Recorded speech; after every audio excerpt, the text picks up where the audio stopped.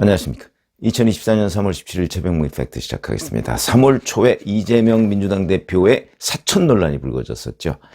자, 이 사천 논란이 뭐냐면 전남, 순천시, 광양시, 곡성군, 구례군, 을 이 4개 시군을 묶어서 갑과 을 2개로 나눴는데 그중에 을입니다. 을 지역에 권양엽이라는 사람을 공천을 했는데 이게 사천 아니냐, 뭐 이런 논란을 빚은 겁니다. 왜 사천 논란이 빚어졌느냐. 이 지역에는 현역 의원이 있거든요. 서동용 의원이라는 현역이 있습니다. 그런데 갑자기 이 지역을 여성 전략지구로 지정을 합니다. 여성 전략지구라는 것은 여성을 공천하겠다는 뜻이거든요. 서동용 의원은 남성이니까 배제하겠다는 뜻입니다. 그러면 경선도 안 붙이고 합당한 이유도 없고 그렇다고 서동용 의원에 대해서 뭐 하위 몇 퍼센트 뭐 이런 거 평가를 내린 것도 아니고 그냥 배제해버린 겁니다. 근데 봤더니 4년 전에는 서동용 의원과 권양엽 씨가 그 지역에서 경선을 했는데 서동용 의원이 이겼습니다. 그러니까 아마도 다시 경선을 붙이면 서동용 의원이 이길 것이다 라는 판단을 했기 때문에 남자 빼고 이렇게 된 거 아닌가. 그러면 이제 권양엽이라는 사람은 도대체 누구길래 이제 이런 게 문제가 되는 겁니다. 더군다나 민주당은 전국에 여성 전략지구라는 게 없습니다. 이 지역이 유일합니다. 그러니까 이거는 권양엽을 위한 맞춤. 그러니까 제가 우인 설천 이런 얘기를 했었죠. 공천을 권양엽으로 주기 위해서 자리를 만든 거죠. 예를 들어서 수도권에 뭐도 있고 뭐 영남권에도 있고 강원권, 충청권 이런 데 여성 전략지구가 각 구역별로 뭐 한 곳 정도는 있다라고 얘기하면 이 부분을 사천이라고 얘기하기 못했을 겁니다. 근데 전국에 아무 곳도 없고 유일하게 이 지역만 여성 전략지구가 된 겁니다. 그러니까 이제 권양엽을 위한 여성 전략지구다. 이제 이렇게 평가를 받고 사천 얘기가 나오는 거죠. 그러더니 이제 이번 달 3월 2일이었죠. 권양엽 씨를 전략 공천을 합니다. 이 지역에. 자, 그런데 권양엽이라는 그 여성의 양력을 봤더니 민주당의 당직자로서 23년간 근무를 했다는 거고 문재인 정부 청와대에서 균형 인사비서관을 했다는 거고 그 다음에 지난 대선 때 김혜경 여사의 배우자실이라는 게 있었습니다. 거기에 부실장을 했다는 겁니다. 주요 경력이 이 3가지입니다. 자, 그러면 첫째, 민주당의 당직자를 20년 이상 하면 특혜를 받아서 공천을 받나요? 전혀 아닙니다. 그건 뭐 저희가 경험적으로 다 알고 있죠. 민주당에서 당직자 20년 넘게 한 여성들 대단히 많습니다. 특혜 받아서 공천된 경우 없습니다. 그러니까 이 경력으로 권양엽 같은 특혜를 받아서 공천이 이루어진 경우가 없다. 그러면 이거는 여성 전략직으로 해서 단수 공천을 받는 이유가 안 되죠. 또 하나, 문재인 정부 청와대에서 비서관을 했다는 이유로 특혜 공천을 받은 여성이 있느냐? 없습니다. 다 뭐 경선이나 뭐 아니면 뭐 단수 공천을 할 수가 있겠죠. 그러나 그 단수 공천도 뭐 이런 거 저런 거 뭐 다 평가를 해서 하는 거죠. 여성 전략직으로 남성 빼고 단수 공천 이런 거 없습니다. 그럼 이 2가지의 사유는 권양엽 씨를 공천한 데 대한 설명이 되지 않는다. 그런데 3번째, 김혜경 여사의 배우자실 부실장이라는 걸 거기다 대입을 해봤더니 이거는 가능할 수가 있겠다. 그러면 김혜경 씨의 부실장, 비서죠, 비서. 배우자실이라는 게 비서실 아닙니까?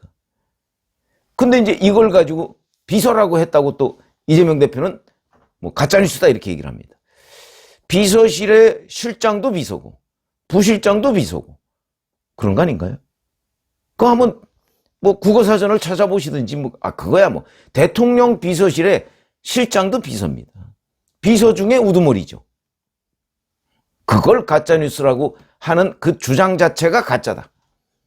국어를 잘 모르는 거다. 이렇게 말씀을 드릴 수가 있고 어쨌든 비서실 부실장 출신이 여성 전략지구라는 걸 통해서 유일한 공천을 받았으니까 사천이다 이렇게 얘기를 하는 거죠.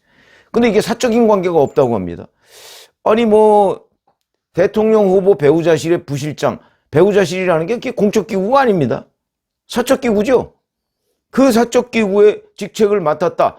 근데 그 맡은 이유 때문에 공천에서 각종 특혜를 받았다라고 이해할 수밖에 없는 구조, 이런 걸 사천이라고 합니다. 그래서 사천 논란이 빚어졌는데, 자, 이게 불거지니까 권양엽 씨 본인이 갑자기 경선을 요구합니다. 그렇죠? 그래서 그거를 또 당에서 받아서 경선을 했습니다. 언제 했느냐? 어제 하고 그저께 하고 이틀간 ARS 투표를 했죠. 근데 이런 거 한번 보시죠. 원래 민주당의 경선은 당심 50%, 민심 50%입니다. 그러니까 권리당원을 상대로 조사를 하고 절반은, 그 다음에 일반 국민 여론조사를 또 절반을 하고 이렇게 하는데, 이 지역은 권리당원 조사를 뺐습니다. 빼고 100% 국민 경선. 그러니까 100% 여론조사로 했다는 얘기죠. 이건 왜 그랬을까요? 현역 의원은 그 지역에서 4년간 당원을 관리합니다. 그러니까 아무리 개딸이 많다고 하더라도, 개딸 숫자가 그렇게 많지는 않습니다. 많다고 하더라도 그 지역에서 서동룡 의원이 4년간 당원을 관리했기 때문에 서동룡 의원한테 당원은 유리할 가능성이 높다. 그거를 이재명 대표와 민주당 지도부가 알고 있는 거죠. 그러니까 그걸 빼버립니다. 이 얘기는 또한 시스템에 의해서 권양엽 후보한테 또 한 차례 특혜를 준 거나 마찬가지다. 권양엽 후보가 경선을 요구하니까 권양엽 후보가 당선될 수 있도록 또 시스템을 그렇게 갖춘 겁니다. 100% 국민 경선. 이렇게 되면 당원을 4년간 관리해온 서동룡 의원의 경력이 그냥 무력화되는 겁니다. 그러면 그 순천 광양 여기 결국 그 투표할 유권자들이 뽑은 건데 뭐가 문제냐?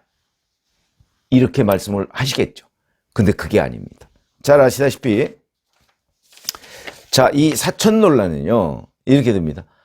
제가 지금까지 쭉 말씀드렸던 사천 논란의 핵심, 권양엽이라는 여성한테 특혜를 주었다는 거 아니겠습니까?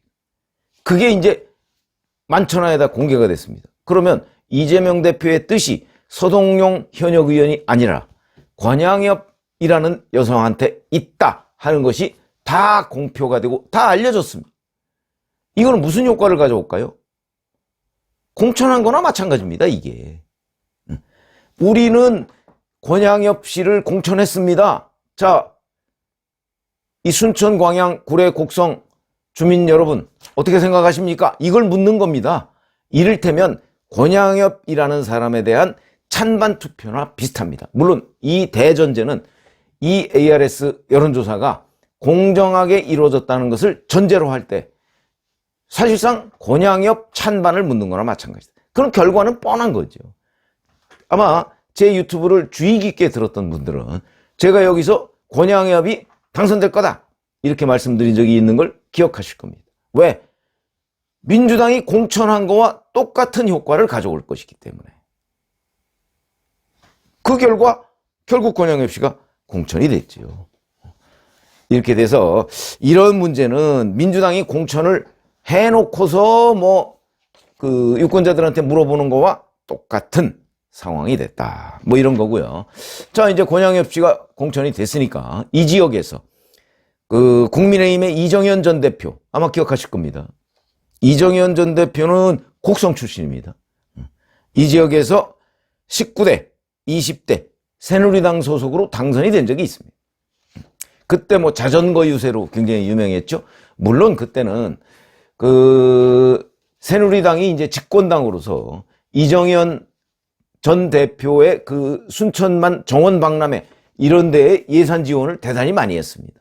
아마 그런 데에 대한 공로, 이것 때문에 곡성은 고향이니까 많이 나왔고 순천도 순천 정원 박람회에 대한 이정현 의원의 지원, 이정현이라는 사람의 지원, 이런 것들이 영향을 상당히 많이 받아서 당선이 됐을 텐데, 자, 이번에는 이 사천 논란을 빚은 권양엽 씨가 이제 이렇게 본인이 경선을 요구해서 이제 지금부터는 정상적인 절차입니다. 그러니까 권양엽 사천 논란이 그래서 제가 공천으로 바뀌는 순간이라고 제목을 다른 이유가 지금부터는 이제 시비를 못 겁니다. 그런데 그 과정을 보면 과정 자체가 특혜였다. 사천 논란 특혜였고 그 후에 맞춤형으로 권영엽을 경선에서 승리하게 하기 위한 여러 가지의 시스템 보조 장치가 있었다. 그렇게 보는 거죠. 근데 이 사람과 바로 이제 이정현 전 대표가 그 지역에서 맞붙는데, 물론 19대 20대 이정현 전 대표가 당선될 때만큼 뭐 정부 여당에서 그 순천 구례 광양 곡성 뭐 이런 데에 팍팍 예산을 밀어줄지 여부는 잘 모르겠습니다. 그거는 뭐 현재 공표된 건 없으니까. 다만 집권당이기 때문에 집권당에 약간의, 아무리 호남이지만 약간의 프리미엄이 있을 것이고, 특히 광양 같은 경우는 또 외지인이 꽤 많습니다. 뭐 그런데도 일부 기대를 걸어볼 수가 있을 것이고, 뭐 이렇기 때문에 이제 이 호남에서 당선 가능성이 있는 두 곳을 꼽으라면 그 중에 하나다. 또 하나는 어디냐? 바로 정운천 현역 의원이죠. 비례대표입니다. 지금은 정운천 의원이 출마한 전북 전주을입니다. 여기에 민주당은 이성윤 전 서울중앙지검장을 공천했고요. 그 다음에 진보당 현역 의원이 강성희 의원입니다. 이렇게 맞붙어서 그 지역에서 또 정운천 의원의 득표력도 있는 편이기 때문에 아마 호남에서 당선 가능성을 엿본다면 이 두 가지, 이 두 곳이 될 것이다. 그래서 오늘은 제가 권양엽 사천이 어떻게 공천으로 뒤바뀌었는가, 둔갑했는가, 이런 부분에 대한 설명을 드렸습니다. 고맙습니다.